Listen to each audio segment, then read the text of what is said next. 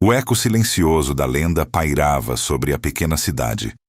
Um murmúrio constante que se infiltrava nas conversas e nos olhares curiosos. Todos conheciam a história, ou pelo menos uma versão dela.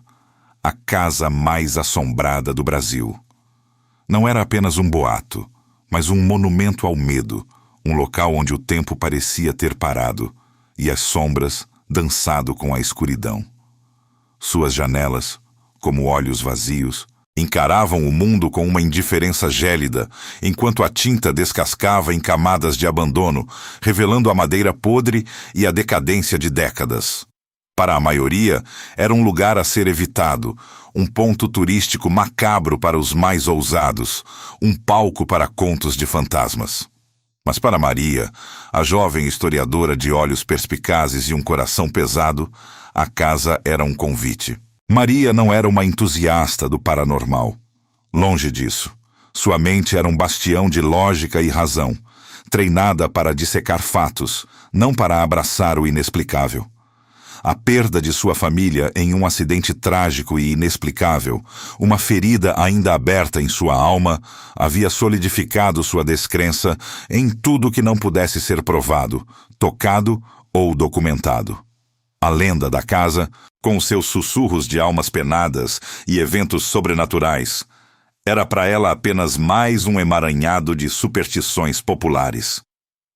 Sua motivação não era buscar fantasmas, mas desmascará-los. Ela acreditava que, ao provar a inexistência desses espíritos, talvez pudesse encontrar alguma forma de controle sobre a aleatoriedade e a dor que ela mesma havia experimentado. Era uma busca por ordem em um mundo caótico, uma tentativa de exorcizar seus próprios demônios através da razão. Obter acesso à casa era o primeiro dos muitos desafios. A propriedade, oficialmente abandonada, era protegida por uma cerca enferrujada e portões trancados, um símbolo da relutância da cidade em confrontar seu passado. Mas Maria era persistente. Após semanas de burocracia e algumas conversas convincentes com autoridades locais, ela conseguiu uma permissão provisória para estudos históricos e arquitetônicos. Era uma desculpa esfarrapada, mas funcionou.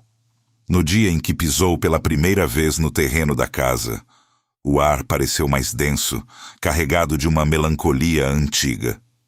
O cheiro de mofo e poeira era quase palpável. Cada passo na madeira rangente do assoalho ecoava no silêncio opressor. Um som que parecia amplificado pelas paredes que guardavam tantos segredos. Maria, com sua câmera e gravador em mãos, começou sua metódica varredura. Ela fotografou rachaduras, coletou amostras de tinta, mediu a umidade. Tudo para provar que a casa era apenas uma estrutura antiga, sujeita à degradação do tempo, e não um portal para o outro mundo. Foi no sótão empoeirado, escondido sob pilhas de entulho e coberto por teias de aranha, que ela encontrou. Um pequeno baú de madeira, quase desintegrado, continha poucos objetos, mas um deles chamou sua atenção. Um diário de capa de couro desbotada. Suas páginas amareladas e a caligrafia elegante, embora um tanto trêmula, contavam uma história. Não de fantasmas, mas de uma vida. À medida que Maria folheava as páginas, uma sensação estranha a invadiu. A história da casa, ela percebeu, era muito mais complexa do que qualquer lenda urbana poderia descrever. O diário não falava de horror sobrenatural, mas de dor humana, de uma tragédia que a cidade havia convenientemente esquecido. As últimas entradas eram as mais perturbadoras. Mencionavam um nome, Isabela, e um evento trágico que não condizia com os registros públicos que Maria havia pesquisado. Havia referências veladas a segredos, a uma conspiração que silenciou uma vida. O baú continha também um pequeno jornal local, datado de décadas atrás, que reportava um desaparecimento inexplicável na casa. A matéria era curta, fria e cheia de lacunas. Maria sentiu um arrepio, que nada tinha a ver com a temperatura do sótão. Aquele diário era a chave. Ele prometia não apenas desvendar a verdade sobre a casa mais assombrada do Brasil, mas também, talvez, um vislumbre da verdade sobre a fragilidade da própria existência que a tanto atormentava. Antes de continuarmos, inscreva-se no canal e diga-nos nos comentários de onde você está assistindo. Maria mergulhou nas páginas amareladas do diário de Isabela.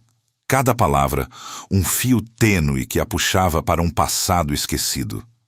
A princípio, os escritos pareciam apenas divagações de uma jovem mulher, sonhos e anseios típicos da idade, mas à medida que avançava, um retrato melancólico de solidão e anseio se formava. Isabela era uma alma sensível, presa em uma rotina tediosa, e Maria, lendo entre as linhas, percebia ecos de sua própria reclusão autoimposta após a tragédia familiar. A casa, antes um mero objeto de estudo, começava a ganhar uma nova dimensão, tornando-se o palco dos dramas de uma vida, e não apenas de lendas vazias.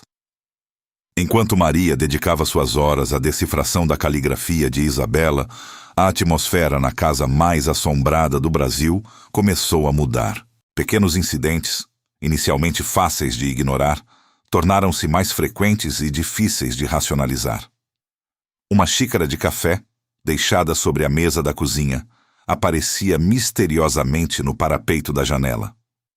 Uma porta que Maria jurava ter fechado era encontrada entreaberta.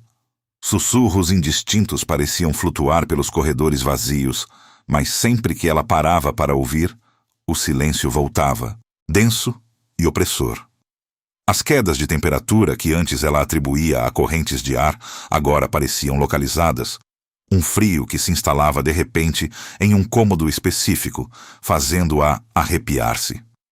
Maria, a historiadora cética, tentava impor a lógica a cada evento. Deve ser o vento. A casa é velha, os móveis se movem. Minha mente está me pregando peças por causa do cansaço. Mas a frequência e a sutileza dos fenômenos começaram a corroer sua convicção. Era como se a casa estivesse acordando. Ou, talvez, a história que ela desenterrava estivesse despertando algo. Em sua busca por informações adicionais sobre a história da casa e de Isabela, Maria decidiu procurar o velho zelador do cemitério local, um homem de poucas palavras chamado Joaquim, que vivia em uma pequena casa nos arredores da propriedade. Ele era uma figura enigmática, com olhos que pareciam ter visto demais e uma relutância palpável em falar sobre o passado. Maria o encontrou podando roseiras murchas, suas mãos calejadas trabalhando com uma paciência quase meditativa. "Bom dia, Sr. Joaquim", começou Maria, tentando soar casual. "Eu sou a historiadora que está pesquisando a antiga propriedade dos Almeida, a Casa Grande." Joaquim apenas grunhiu em resposta, sem erguer os olhos. Maria persistiu, explicando seu interesse em Isabela, o nome que o diário havia revelado. Ao mencionar o nome, Joaquim parou. Seus olhos, antes fixos nas roseiras, levantaram-se para encontrar os de Maria. Havia uma mistura de dor e advertência em seu olhar. "Algumas histórias é melhor deixar que a terra cubra, minha filha", disse ele, sua voz rouca como folhas secas. "O passado tem garras." Apesar da relutância de Joaquim, Maria sentiu que estava no caminho certo. Ele não negava a existência de Isabela, nem a importância de sua história. A conversa, ainda que breve e evasiva, serviu para confirmar que Isabela não era uma invenção do diário. A cidade, ou pelo menos seus moradores mais antigos, conheciam parte da verdade, mas preferiam o silêncio. De volta à casa, Maria retomou a leitura do diário. As palavras de Isabela tornavam-se mais íntimas, revelando não apenas a solidão, mas também a efervescência de um novo amor. Uma paixão proibida, nascida nas sombras da casa, com um homem cujo nome Isabela nunca grafava por completo, apenas iniciais ou apelidos carinhosos. Havia menções a encontros secretos, a olhares roubados, a promessas sussurradas que, para Maria, já carregavam o peso da tragédia. O diário insinuava um relacionamento ilícito, um amor que desafiava as convenções sociais da época e que, de alguma forma, estava intrinsecamente ligado ao destino da casa. Era a primeira pista concreta de uma traição, de um segredo que a casa guardava com ferocidade. Em meio às páginas, solta entre as folhas, Maria encontrou uma fotografia antiga e desbotada. Era Isabela. Jovem, com um sorriso melancólico e olhos que pareciam carregar um peso além de sua idade. Ela estava em um jardim, talvez o da própria casa, segurando algo nos braços. Mas o detalhe que fez o coração de Maria pular foi um risco grosseiro que atravessava a imagem, apagando completamente o que Isabela segurava. Alguém, em algum momento, tentara apagar aquela parte da história. O que seria? Um animal de estimação? Um objeto precioso? Ou uma criança? A pergunta pairava no ar pesado da casa, solidificando a sensação de que o mistério de Isabela era muito mais sombrio e pessoal do que qualquer lenda de fantasma poderia sugerir. Maria, com o coração ainda acelerado pela fotografia rasurada, voltou-se para o diário de Isabela com uma nova urgência. Cada palavra agora ressoava com um significado mais profundo, revelando a história de amor e traição que se desenrolava nas paredes daquela casa. Isabela havia se apaixonado perdidamente por um homem casado, um membro proeminente da alta sociedade local, cujo poder e influência eram inquestionáveis. As entradas do diário, antes cheias de esperança e o fervor de um amor nascente, começaram a se tingir de melancolia e desespero. Isabela descrevia encontros às escondidas, a alegria roubada em breves momentos de paixão e a crescente angústia de um futuro incerto. Para Maria, a pesquisa deixara de ser puramente acadêmica. A dor de Isabela, o abandono, a solidão profunda que transbordava das páginas evocavam dolorosas memórias de sua própria perda familiar. Ela via em Isabela não apenas um objeto de estudo, mas um reflexo de sua própria vulnerabilidade.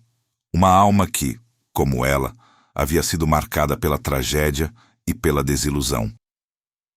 A casa, antes um laboratório de investigação, transformou-se em um santuário de empatia, onde as lágrimas de Isabela pareciam misturar-se às suas próprias.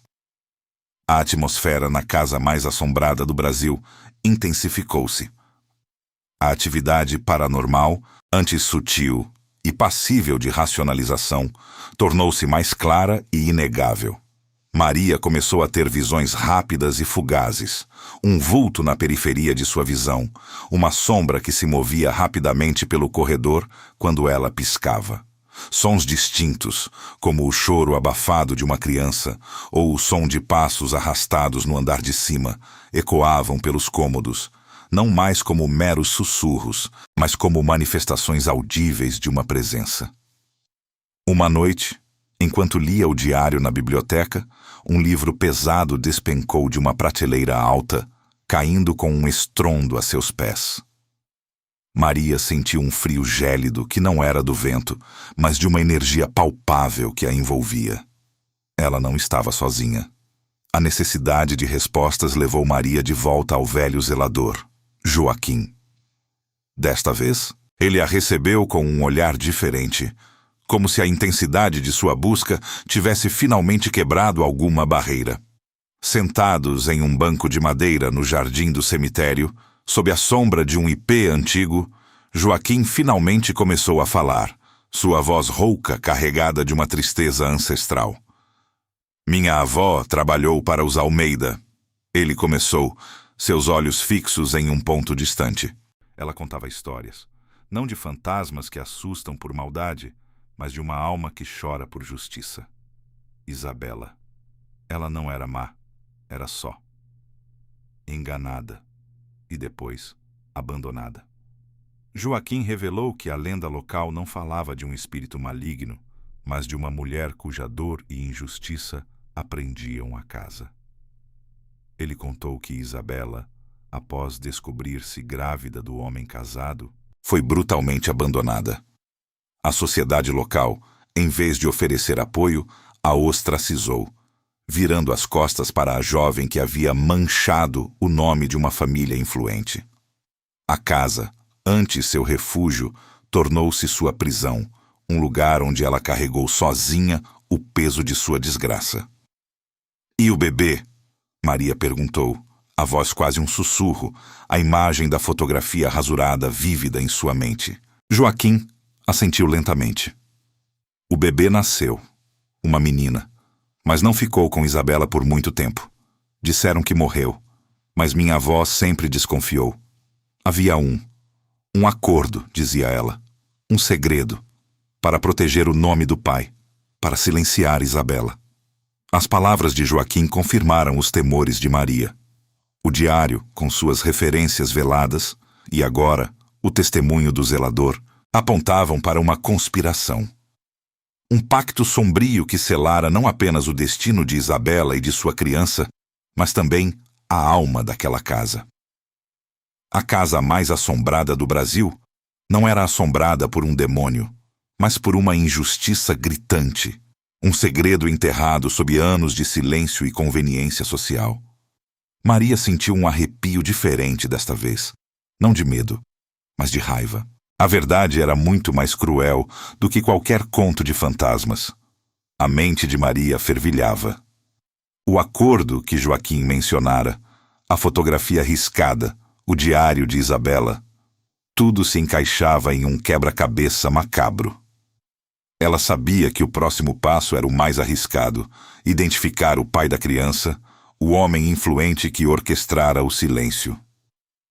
Voltando à casa, Maria mergulhou novamente nos documentos que havia encontrado, agora com uma nova lente. Ela procurou por registros de propriedades, escrituras antigas, listas de doadores da igreja local da época, qualquer coisa que pudesse ligar Isabela a um nome específico. Finalmente, entre recibos de impostos e cartas comerciais de décadas passadas, Maria encontrou o que procurava. Uma pequena nota, escrita à mão em um canto de uma folha de pagamento, mencionava um serviço especial prestado à família Almeida por um advogado obscuro pouco antes do desaparecimento de Isabela e do nascimento da criança. A família Almeida. O nome ressoou na mente de Maria, um eco do que Joaquim havia dito. Uma família poderosa, cujos descendentes ainda detinham influência significativa na cidade. O pai da criança de Isabela não era apenas um homem casado. Era um Almeida, cujo nome e reputação eram protegidos a todo custo.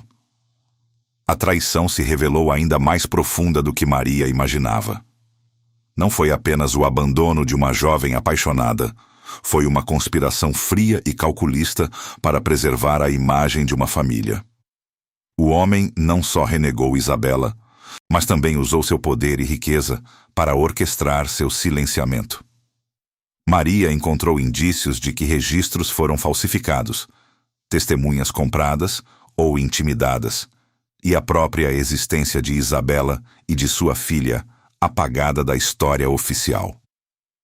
A dor de Isabela, antes um lamento silencioso, agora parecia um grito abafado, ressoando através dos anos. À medida que Maria se aproximava da verdade mais brutal, a casa reagia com uma fúria quase palpável. Não eram mais sussurros ou visões fugazes. Portas batiam com violência, janelas se abriam e fechavam sozinhas com força suficiente para estilhaçar o vidro. Os objetos voavam das prateleiras, como se uma força invisível estivesse arremessando-os em um acesso de raiva. Em uma ocasião, enquanto Maria examinava um mapa antigo da propriedade, todas as luzes da casa piscaram freneticamente antes de se apagarem completamente, deixando-a na escuridão total, rodeada por barulhos assustadores que pareciam vir de todas as direções. Era como se o espírito de Isabela, antes apenas triste, agora estivesse possuído por uma ira justa, reagindo à exposição de sua dor e da vergonha imposta a ela. A casa parecia um organismo vivo. furioso com a revelação das mentiras que a sufocavam. Maria encontrou documentos antigos que comprovavam a conspiração. Cartas trocadas entre o advogado da família Almeida e um médico da época, detalhando a remoção da criança de Isabela e a sua colocação em um orfanato distante, com uma nova identidade. Eram provas irrefutáveis da falsificação de registros de nascimento e óbito e da compra de silêncio de todos os envolvidos. O nome de Isabela havia sido difamado, sua história reescrita para proteger a honra de homens poderosos.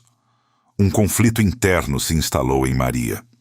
Expor essa verdade significava confrontar uma das famílias mais influentes da cidade, arriscando sua própria reputação e segurança. As consequências poderiam ser devastadoras. Poderia ela suportar o peso dessa batalha? Ou seria mais prudente recuar, deixar os mortos enterrarem seus mortos? Sua mente se dividia entre o medo e a necessidade premente de justiça, não apenas para Isabela, mas para todas as vozes silenciadas pela história. A dor de sua própria perda familiar, a sensação de injustiça que a impulsionava, alimentava a chama de sua determinação. Mas então, entre os documentos do orfanato, Maria encontrou uma pista. Um pequeno detalhe em um registro de adoção que não condizia com o resto. Um nome, um local, uma data que sugeria que a criança de Isabela não havia morrido, como fora declarado, mas havia sido adotada por uma família que se mudou para longe, para uma cidade vizinha. A criança de Isabela estava viva. E havia uma trilha, fraca e quase apagada pelo tempo, que poderia levar Maria até ela. A busca por justiça para Isabela acabara de ganhar uma dimensão completamente nova e urgente. Maria sentiu um arrepio percorrer sua espinha. A criança de Isabela estava viva. Essa revelação mudou tudo. Não era mais apenas sobre reabilitar um nome ou expor uma conspiração antiga.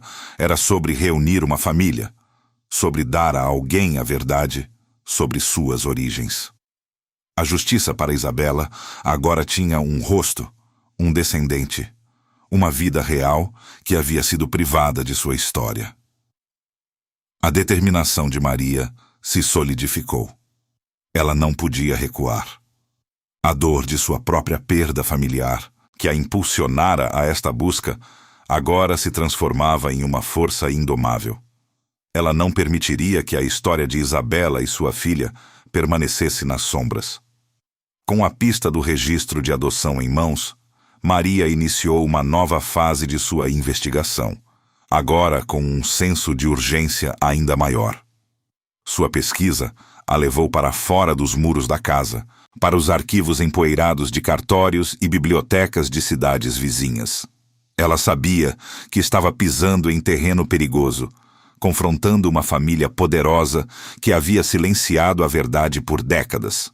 A sombra dos Almeida pairava sobre sua busca, mas Maria recusava-se a ser intimidada. A cada passo que Maria dava, a casa parecia reagir. Não mais com fúria cega, mas com uma energia que parecia guiá-la, protegê-la. Objetos que antes voavam agora apontavam em direções sutis. Um sussurro no vento parecia indicar o caminho certo em documentos confusos. Era como se o espírito de Isabela, antes aprisionado pela injustiça, agora estivesse ao lado de Maria, ansioso pela redenção.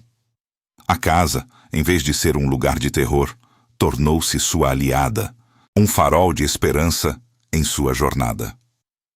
Através de uma série de registros públicos e artigos de jornais antigos, Maria conseguiu rastrear o nome da família adotiva.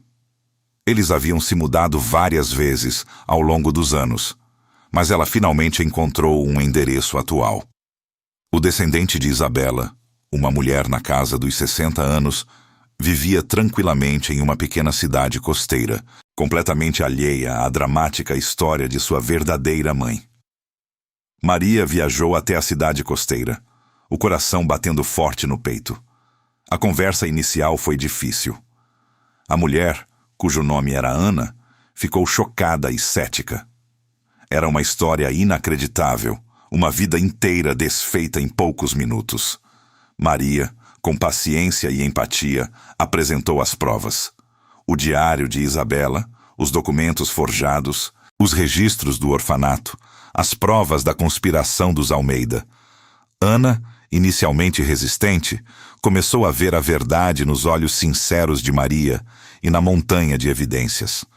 A dor e a confusão se misturavam em seu olhar, mas também uma faísca de reconhecimento, de uma lacuna em sua alma que finalmente poderia ser preenchida. Enquanto isso, a família Almeida não permaneceu inerte. A notícia dos questionamentos de Maria sobre o passado da casa e os antigos registros começou a circular na pequena comunidade. Os descendentes, um filho e uma neta do homem que traiu Isabela, tentaram silenciar Maria. Telefonemas anônimos, ameaças veladas e até mesmo uma tentativa de desacreditar sua pesquisa foram empregadas.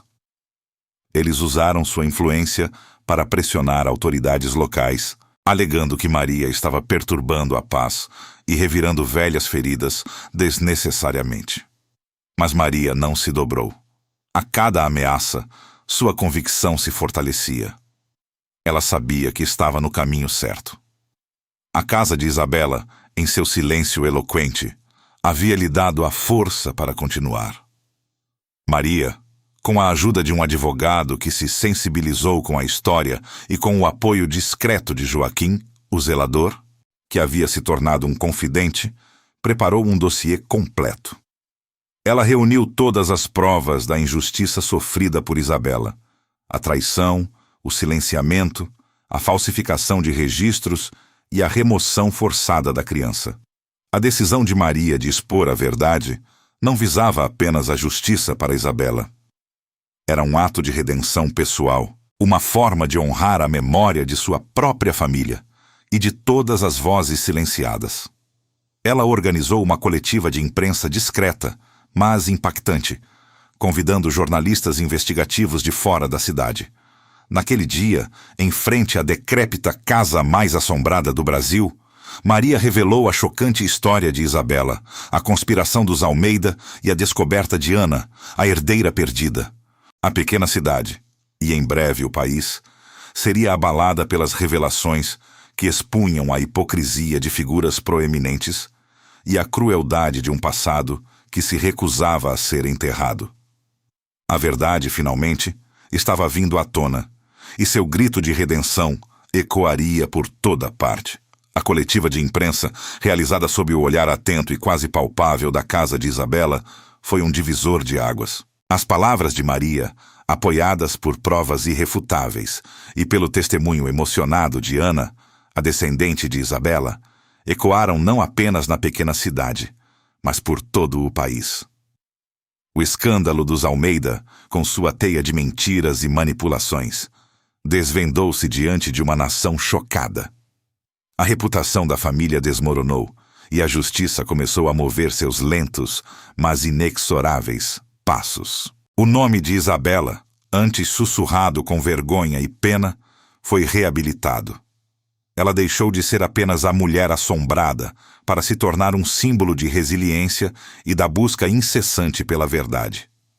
Ana, por sua vez, encontrou uma paz que nunca soubera que lhe faltava.